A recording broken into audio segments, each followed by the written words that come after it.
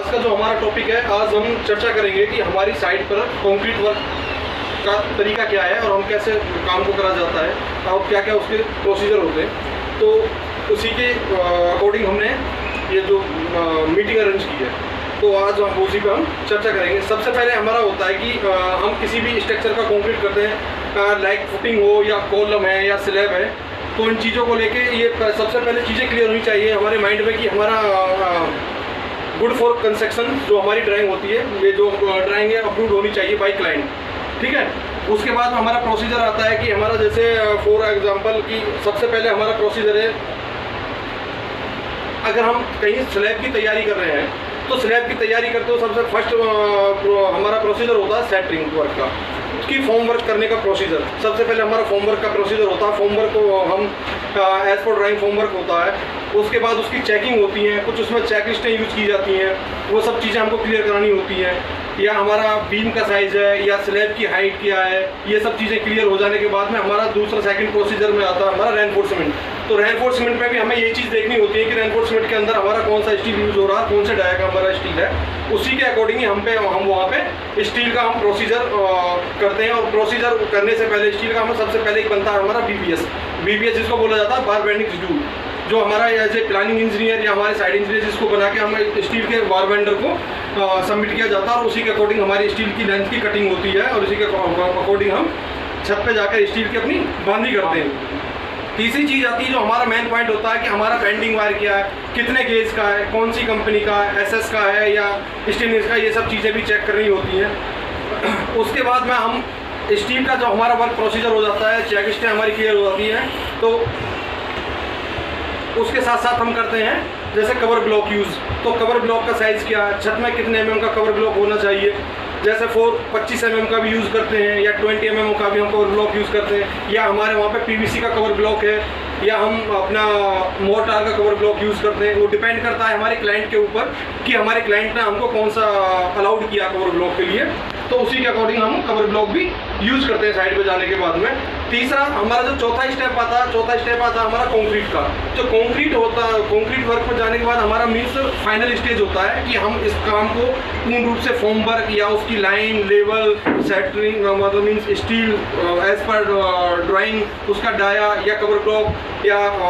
हमारा जो भी फॉर्म वर्क पर सेटरिंग और यूज़ होता है प्रॉपर, या उसकी क्लीनिंग, जब ये सारी चीज़ें हमारी फाइनल हो जाती है तो उसके बाद हम चलते हैं कंक्रीट पे। तो कंक्रीट में सबसे पहले हम ये देखेंगे कि हमारा जो कंक्रीट का ग्रेड है वो कौन से जो कंक्रीट हम किस ग्रेड का यूज़ कर रहे हैं स्लैब के अंदर। जैसे फॉर एग्जांपल यहाँ पे जो हमारी स्लैब है उसमें हम मीन्स जैसे अभी आप देखेंगे यहाँ पे हमें लिखा हुआ जैसे हम नीचे स्ट्रक्चर स्लैब है तो उसमें हम M35 का यूज़ कर रहे हैं, और जो हमारी स्ट्रक्चर की स्लैब है हम M50 का भी कंक्रीट यूज़ करेंगे। तो उसी के अकॉर्डिंग हम जैसे अभी क्या है कि हमारा इन हाउस बैचिंग प्लांट नहीं है, तो अभी हम RMC से ही कंक्रीट परचेज कर रहे हैं। तो उसके अकॉर्डिंग सबसे पहले जो चीज़ें हो जाती है वहाँ पे कि सबसे पहले होता है कि जब हम कंक्रीट का कोई भी डिज़ाइन यूज़ करते हैं एक ट्रायल होता है, ट्रायल के अकॉर्डिंग हम उसकी फिर अप्रूवल लेते हैं क्लाइंट से। उसी के अकॉर्डिंग फिर हम मटेरियल या सोर्स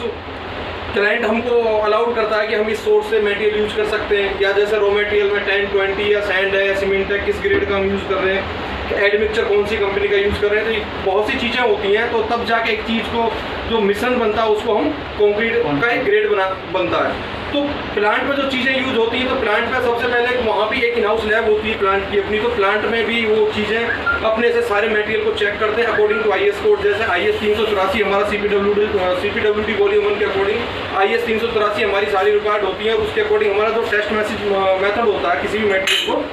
2386 पार्ट 1 से पार्ट 8 होता है, उसी के अकॉर्डिंग हमारी likes receive analyse silt content and flaggy illumination या इम्पैक्ट क्रैशिंग वैल्यू ETC, और अकॉर्डिंग उसके बाद फ्लाई एस का IS कोड अलग होता है हमारा,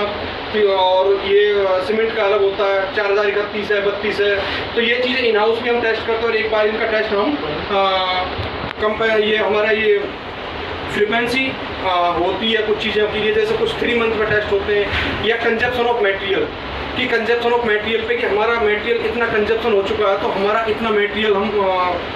यूज होने के बाद में एक हम थर्ड पार्टी टेस्ट कराते हैं। तो इन सब चीज़ों को कराने के बाद में जब कंक्रीट से हम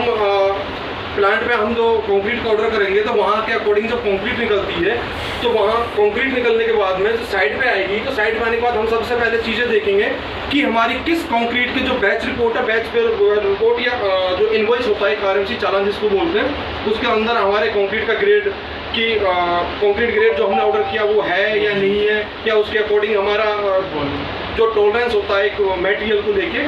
कि उसके अकॉर्डिंग ये या उसी में प्लस माइनस टॉलरेंस में चीज़ें हैं या नहीं है। तो जब कंक्रीट साइड पे पहुंचेगी, साइड पे पहुंचने के लिए प्रोसीजर जो होता है, सबसे पहले हम कहीं भी एरिया जो होगा, एक अपना कंक्रीट दो तरीके से होती है, एक मैनुअल होती है, एक बाई पंपेबल है। अब कंक्रीट मान लीजिए हमारी ये मैनुअल है तो उसका हम जो स्लम होता है, स्लम की वर्बिलिटी होती है उसको हम थोड़ा लो रखेंगे, और अगर हम बाई पंपेबल अगर कंक्रीट कर रहे हैं तो उसकी हमारी जो कंक्रीट वर्बिलिटी होती है वो मिनिमम 120 mm कम से कम मान के चलो, ठीक है, मिनिमम कम से कम 120 mm के अकॉर्डिंग हो जाएंगे। और दूसरा डिपेंड करता है हमारी डिस्टेंस ऑफ पाइपलाइन का डिस्टेंस क्या है। तो जब कंक्रीट हमारी होगी तो कंक्रीट साइड में आने के बाद में सबसे पहले हम एक एरिया बनाते हैं जहाँ पे हमारा प्रॉपर पंप खड़ा रहता है। तो पंप के अंदर कंक्रीट डंप होती है, वहाँ से वो साइड पे जाती है, और उसके बाद में कंक्रीट का उससे पहले प्रोसीजर हम करेंगे, क्यूब का सैंपल लिया जाता है जिसको हम 7 डेज और 28 डेज में यूज़ करते हैं। उसके बाद हमें कंक्रीट का टेम्परेचर चेक करना होता है जो हम साइड पे भी कर सकते हैं, ठीक है। तो ये छोटी छोटी चीज़ें जो हमें ध्यान रखनी होती हैं जब हमारी कंक्रीट की जब फिनिशिंग चलती है। तो उसके बाद में हमारे वहाँ पे साइड इंजीनियर्स या फोरमैन या सुपरवाइजर है तो उसकी रेस्पॉन्सिबिलिटी क्या बन जाती है, क्या बन जाती है, कोई बताएगा? अगर मान लो कंक्रीट चल रही है और आप कंक्रीट के ऊपर में क्या रेस्पॉन्सिबिलिटी बनती है, एक साइड इंजीनियर एक फोरमैन की, जाए ना बार बार नहीं रेस्पॉन्सिबिलिटी बनती है, कोई बताएगा? वाटर कंटेंट रेशियो चेक करना, तेज बोलो। थोड़ा वाटर कंटेंट रेशियो उस पर सही है कि नहीं। अच्छा, और दूसरा तो चेक करेंगे सर, स्लम चेक करेंगे, ठीक है। और तीसरा उसका लेवल चेक करेंगे। बिल्कुल यू आर राइट। लेवल सबसे पहले हमें जो बताया अभी, अगर आप साइड पे जाके आके भी छत कास्ट हो रही है तो एक हमारा थिकनेस होता है छत की, मान लीजिए हमारी 120 है या हमारी छत 150 mm है या 200 mm है या 175 mm है, तो उसके लिए हमें छत का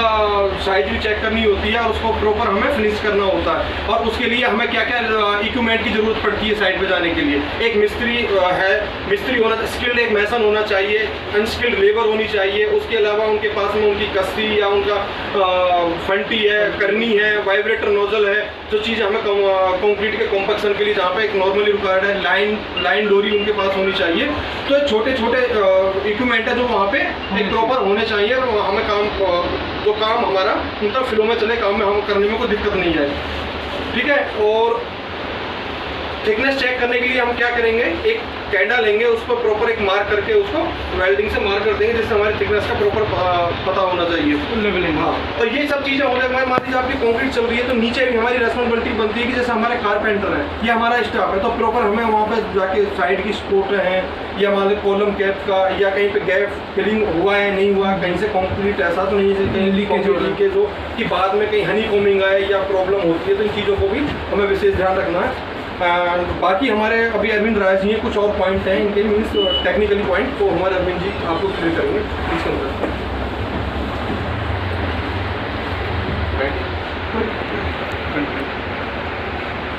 thank you Sanjay sir, welcome. Hello sir, नमस्कार, मेरा नाम अरविंद राय है, मैं quality incharge Prince Johnson Limited concrete division. मेरा जो टोटल एक्सपीरियंस है 15 ईयर्स का है।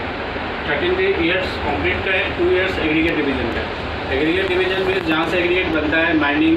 और कैसे बोल्डर्स को काट के, पहाड़ को काट के बोल्डर बनाया जाता है, एग्रीगेट बनाया जाता है। अभी जैसे सैंड और मैन्युफैक्चर सैंड यूज़ कर रहे हैं तो उसका कैसे प्रोडक्ट बनता है, वो सारी चीज़ 2 साल हमने वहाँ भी उसका भी एक्सपीरियंस लिया था। अभी 13 ईयर्स और 11 ईयर्स तो मैं आरएमसी इंडिया में ही हूँ, जिसके रिप्रेजेंटेटिव बन के मैं आज आया हूँ। 11 ईयर मैं इनके साथ ही हूँ। 2 years thermal power project given India के साथ था। 1 ईयर्स आपका छत्तीसगढ़ कोरबा किया, एक ईयर्स आपका वहाँ किया झज्जर झारली इंदिरा गांधी पावर प्रोजेक्ट करके, फिर वहाँ पे मैंने गिवन इंडिया छोड़ दिया। तो सर आज जैसे टॉपिक चल रही है आपकी, साइड पे कैसे कंक्रीट को प्लेसमेंट करते हैं, बाहर से जो रेडीमेड कंक्रीट बना बनाया आता है उसको आपको कैसे प्लेसमेंट करना है। मेजर प्रॉब्लम क्या आपको रेंज होता है साइड पे जो रेडीमेड कंक्रीट बनाते हैं। जैसे साइड पे कंक्रीट बनाएंगे तो आपका टेक्निकल टीम खुद का होता है, मटेरियल खुद का होता है, ट्रांजिट खुद का होता है, प्लांट खुद का होता है। कुछ भी थोड़ी बहुत प्लस माइनस हुई तो आपको एटेकन हो जाता है वहीं पे सही, क्योंकि प्लांट आपके पास में है। लेकिन रेडीमेड कंक्रीट में वो नहीं होता है। उसके लिए जैसे सर ने बताया, हम लोग क्या करते हैं, पहले कोई भी प्रोजेक्ट के लिए ट्रायल्स होता है सारे, आपका साइट का रिक्वायरमेंट, जैसे आपका क्लाइंट है DLF, तो DLF का कुछ रिक्वायरमेंट है, जैसे सीमेंट कंटेंट फ्रीज है, सीमेंट और फ्लैश कंटेंट फ्रीज है। इस फ्रीज के अकॉर्डिंग जो हमारा रॉ मटेरियल है उसको 1 क्यूबिक मीटर में कन्वर्ट करके वॉल्यूम में, और उसमें जो एग्रीगेट लगना चाहिए उतना एग्रीगेट लगा के एक हम डिज़ाइन रेडी करते हैं, उसका हम ट्रायल ले लेते हैं। ट्रायल लेने के बाद